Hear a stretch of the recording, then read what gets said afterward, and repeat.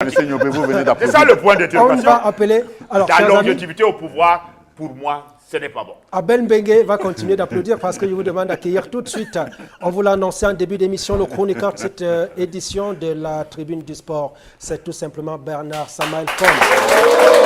Bernard. Bonjour Bernard, ça va? Ça va très bien, très élégant aujourd'hui. Merci Bernard. Ça, c'est les œuvres de Place Vendôme. Ah bah d'accord.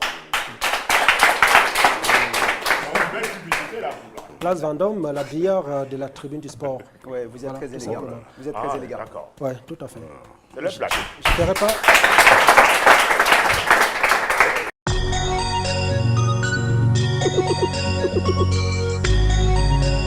Tu viens nous dire qu'on n'est jamais trop sûr d'aller aux élections. Aller aux élections, quoique. Bah bien sûr, on n'est jamais trop sûr d'aller aux élections, quoique. Et justement, c'est cette hésitation qu'on a appelée la sage dichotomie des hommes nobles et éternels. On dit une chose, mais on pense tout son contraire. Par exemple, on dit, moi je ne suis pas sûr d'aller aux élections. Hein. Mais dans son cœur, on l'espère fortement. Alors, Bonnie, laissez-moi vous dire que dans le continent des hommes nobles et éternels, c'est une stratégie qui existe depuis la nuit de la politique. Car après 30 ans au pouvoir, on commence à se lasser du président devenu très éternel, alors il a naturellement peur de revenir, car en face, il y a cet observateur qui a un avis très avisé et qui risque bien de ne pas être content. Alors on fait semblant de ne plus vouloir être le président très éternel au pouvoir, mais difficile quand même, reconnaissons-le, Bonnie, la main sur le cœur, difficile d'ignorer ces 3 mandats qu'on nous offre comme ça, juste parce qu'on a bien travaillé un jour, et aussi de se jouer à la sourde oreille devant cette foultitude de personnes qui scandent notre nom, président, président, président. Bonnie, vous ne résisteriez pas même vous, et d'ailleurs c'est ce qu'on a appelé l'appel du peuple. Oui Bernard, mais alors toutes ces années au pouvoir, à quoi pourraient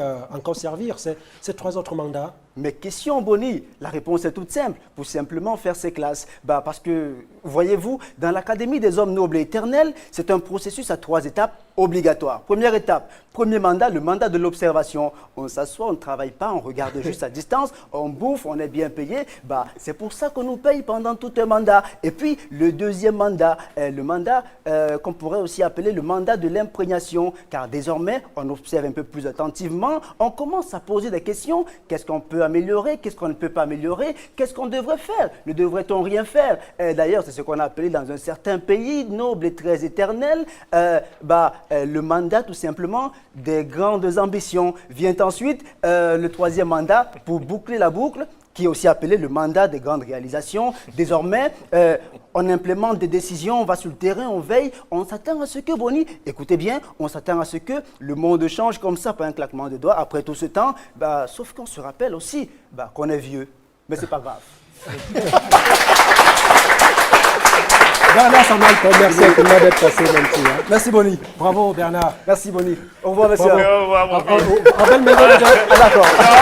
Non, parmi les observateurs, qui sont encore de la longévité, Jacques-Edouard Yové est là-dedans.